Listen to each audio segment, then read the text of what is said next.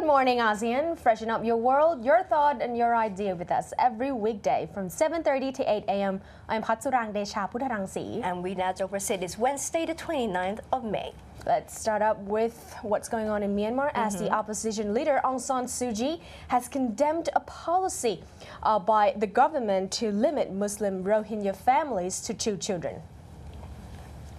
Well, as the policy put forth by the government just recent weeks dates back to 1994, but does not appear to have been enforced until recent weeks.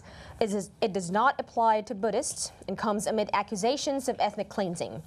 According to Suu Kyi, as she said that the policy is illegal, she also added that they should not discriminate. This is against human rights. The central government has not made any statement about a 2-child policy since Rakhine state authorities quietly enacted the measure a week ago. An estimated 800,000 Rohingya live in Rakhine state in the west of Myanmar and are considered illegal immigrants from Bangladesh by the Buddhist majority in the country. Suu Kyi has been criticized for not speaking up for their rights, even after clashes between Muslims and Buddhists in Rakhine state last year, in which at least 192 people were killed and 140,000 lost their homes.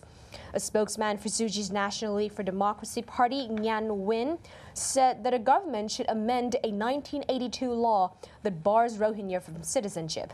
Meanwhile, Myanmar's government launched a new round of peace talks with ethnic Kachin rebels on Tuesday, seeking to end an armed conflict that has recently been overshadowed by strife between, of course, Buddhists and Muslims in other parts of the country. The top government negotiator said the talks, if successful, could lead to a comprehensive ceasefire agreement with all ethnic rebel groups in a month or 2. Myanmar Focus Daily runs its Myanmar Urban Development Series, and today is on the options for financial support for urbanization.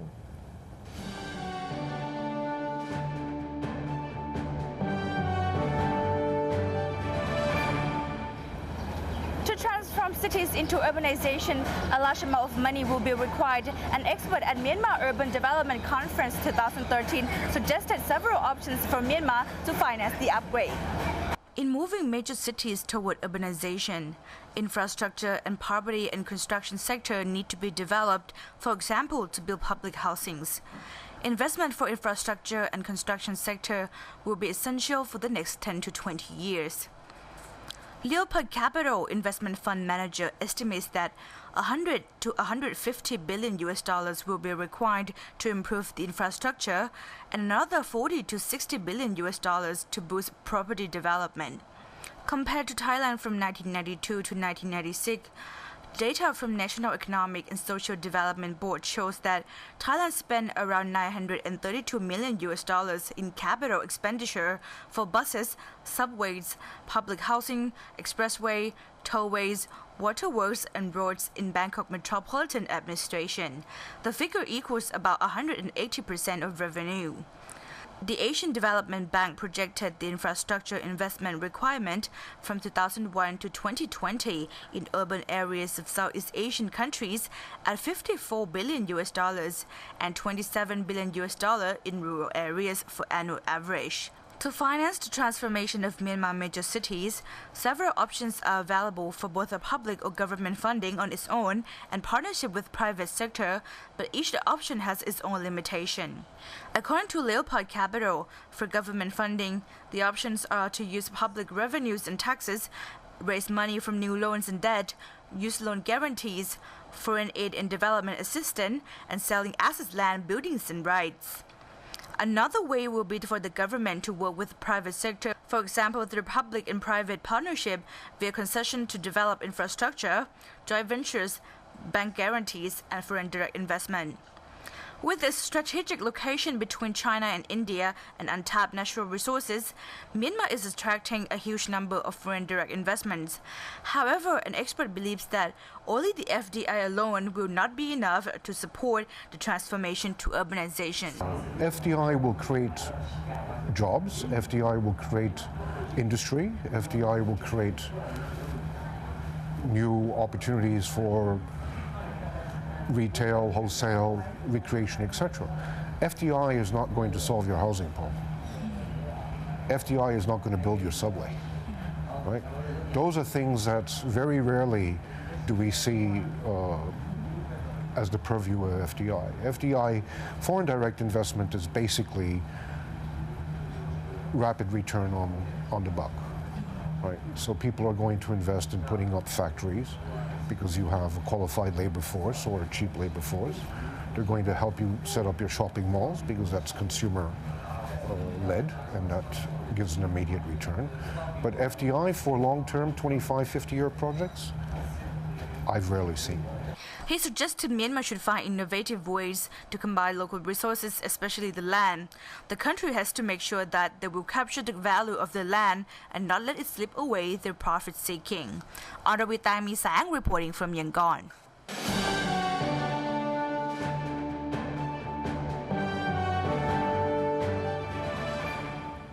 Malaysia's Trade and Industry Minister Mustafa Mohamad has warned that the opposition's refusal to accept the results of the May elections could destabilize the country. Well, he is calling on the nation to stop politicking, move on, and focus on boosting the economy. For the business community in Malaysia, the last couple of years has been quite a roller coaster ride, with parties indulging in intense politicking ahead of this year's May general election. With the ruling BN government now back in power, the country's trade minister, who has been re-elected for the second term, expects investment activities to pick up. According to him, based on the first quarter numbers, there was a 44% increase in terms of approvals. That came mainly from the oil and gas sector, and investments in the pipeline amount to more than 40 billion ringgit. But this is in terms of approvals. The other will be in terms of implemented projects. So the focus will be now on from implementation. But it's not exactly business as usual, with endless public rallies organized by the opposition and NGOs challenging the government's mandate, in which they claim was stolen through fraud. Some industry leaders believe that the authorities need to address fraud allegations seriously if the country is to move on. So under Prime Minister Najib's carefully crafted economic transformation program, he has set ambitious targets to triple national per capita income to $15,000 by the year 2020. But there's no way that he could do it alone. He said he needs the nation to rally behind him if they want Malaysia to become a high-income nation ahead of the schedule by the year 2018. We're still in Malaysia, as the Prime Minister Najib Razak has said that the investment in education without gender discrimination has yielded results beyond the government's expectation. Speaking at the third Global Conference on Women Delivery 2013, Najib said 65% of students in institutions of tertiary education in Malaysia are women. A girl at school in Malaysia today is more likely to go to university than her male classmates. Although we have the same number of girls and boys enrolled in school, higher education rates are greater for women, he said. However, he agreed that enrollment was only the first step. For Malaysia, as for many countries, the challenge is to ensure that success in the classroom carries over into life outside it, that the world of opportunity for girls and women does not narrow upon graduation but opens up, he said, adding that women were not equally represented in the country's workforce, currently standing at 47%. More jobs aligned to women's needs should be offered to encourage their participation in the workforce, such as through home-based, part-time, or flexible working hours, he said in his speech.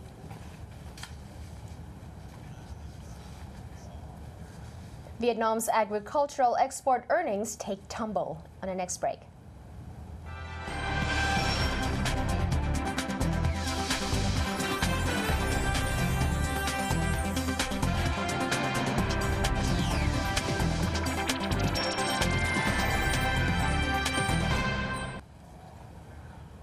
Experts in Laos are revising the country's labor law to conform to international standards and meet the requirements of international treaties to which Laos is a party.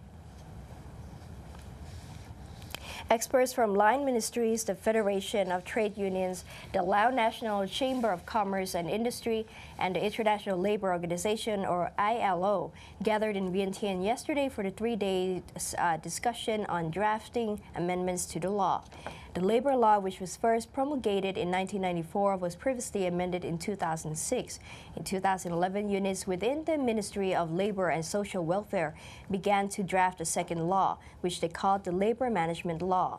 The expectation was that this would be submitted for adoption by the National Assembly in the middle of last year. But after employers, workers, and ILO made comments on the details and sought further clarifications of the new law, the subcommittee responsible for drafting it had to make additional amendments. This meant the draft was not submitted in time for the NA session last December. However, at the monthly government meeting held last March, it was decided not to create a new separate labor law. Indeed, the subcommittee was instructed to make amendments to existing law and combine it with the new labor management law being planned.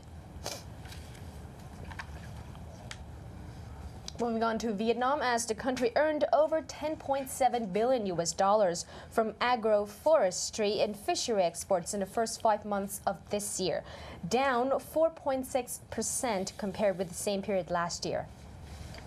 According to the same statistics reported by officials in the Ministry of Agroforestry, the decrease was due to difficulties in both markets and prices, which affected major agricultural and fishery products. Meanwhile, the country's agricultural import turnover rose 4.9% against last year, pulling the trade surplus of the industry down to $3.7 billion. In the Jan-May period, the country shipped abroad 2.86 million tons of rice, bringing home $1.26 billion, representing decreases of 3% in volume and 8% in value year on year. China remains Vietnam's largest rice customer, consuming 38.7% of Vietnam's total export, followed by Malaysia 6.1%, Singapore 5.6%, Hong Kong 4.2%, and Indonesia 4.1%. Coffee businesses delivered 697,000 tons to foreign importers, down over 23% year on year. Tea export also saw a 5.6% decrease in volume, while among agricultural products, cashew and pepper recorded the most impressive growth in both volume and value, up 9.7% in the volume and 0.8% in value. The US, China, and the Netherlands were key markets of Vietnamese cashew. In the contrary, seafood exports saw a 5.6% decrease in the first 5 months of the year, with only $2.2 billion. So still, the US, Japan, and the Republic of Korea, which are major Vietnam's leading seafood consumers.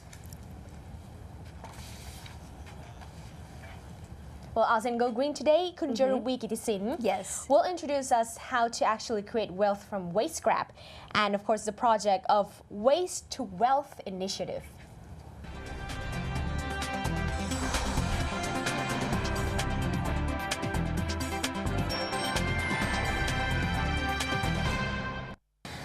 This is ASEAN Go Green, the program that will widen your horizon towards the greener environment. Today, we're going to introduce you to an architecture who has been dedicating himself by turning the waste products from industries and turning them into wealth. Let's go and see how he does this miracle. Can I ask you, first off, to start by explaining the Waste to Wealth initiative? What is it all about? Waste to Wealth was initiated, let's say, 4 years ago by the, what do you call it, NSTDA, National Science Technology Development Agency, to help different factories around Thailand be more efficient at their production, faster production, better quality, and closed loop production, meaning throw away as little waste as possible. So my role is to come at the end. They have adjusted the saw, the machine, the speed of production. My end is to look at the very end of the production to keep it, send it back into the production again. So Waste to Wealth is basically efficiency design, efficient use of materials, so to speak. So typically, for example, this table may be, the factory may be using their original wood for stairs, window frames, door frames. Then they have a lot of leftover. So those little pieces are composed and laminated into this tabletop. Right. Table legs are from aluminum window frames. And these came from tableware. Typical glass are clear or red or yellow, whatever. But once the glass is red, it remains red forever. If it's yellow, it remains yellow forever. So you can't really use them again in the normal production, unless you redesign them to have this kind of swirl patterns. And that's what we are doing, to try to send them back into the production with new design. So people see it as art as opposed to recycle waste. Right. Yeah. Most of these factories are not manufacturers of products per se in terms of furniture, but they are manufacturers of doors and windows, materials, lumber, large piece of glass, and things like that. So by introducing furniture into their companies, using scrap, they don't know what to do with them. They don't know where to sell these items. So basically, Waste to Wealth also help them develop new brands, new identity, and help them sell the product through marketing means. So what are we looking at right now? These are wood scraps that's very small. This section of wood, like 1 centimeter by 1.5 centimeter, is very tough to make any products. So basically, I teach a class called Scrap Lab at ASEAN University. So I gathered a number of students to think really hard how to bring this wood back to life. So we create these bookshelves that use all these bits of wood, laminate them together, but leave the gap in the corner so that they can be interlocked together and build the shelf as big as you want. I think so. I think I'm very proud of this product because it came from real struggle that we couldn't do anything with this wood, and you see them get burned constantly. And the students thought really hard together with a lot of comments from many designers, and so we have this real ingenious way of modular system of bookshelf. These are the recycled glass that typically these glass are being buried away after they get left over from the production. The reason they can't use this anymore, they use it for dump site now because it mixes the color, many colors, so they can't control the final products. Right. So without design or without some control of the color, it's a mess of different colors. So basically we categorize them into different tone, the warm tone and the cool tone. These are the pane of glass that got left over from architecture, like high-rises. You see a lot of glass buildings. Right. And you have a lot of these big sheets got left over. And usually people get stacked away. The factory have them stack up years and years. And eventually they will be smashed and take to dump site for 1 baht per kilogram. So basically we cut them up and use these high quality architectural glass, turn them into these recycling bins and turn them into your waste. I want to say this. I think upcycling, reduce, reuse, recycle, whatever we are talking about is common sense. It's common sense that can save the world. I think I just want to leave a message that we need to use our common sense more rigorously, and we don't use it enough. So there needs to be a push for it. Yes, please support this kind of product, and the world will be much nicer to live. And this concludes this episode of ASEAN Go Green. We'll be back next week, so stay tuned for us on ASEAN Go Green. That's it for today's edition of Good Morning ASEAN. We'll see you again, same time, same place, same channel. Thank you so much for joining us. I'm Weena Tongprasit. And I'm Patsurang Desha Putarang Si. สวัสดีค่ะ สวัสดีค่ะ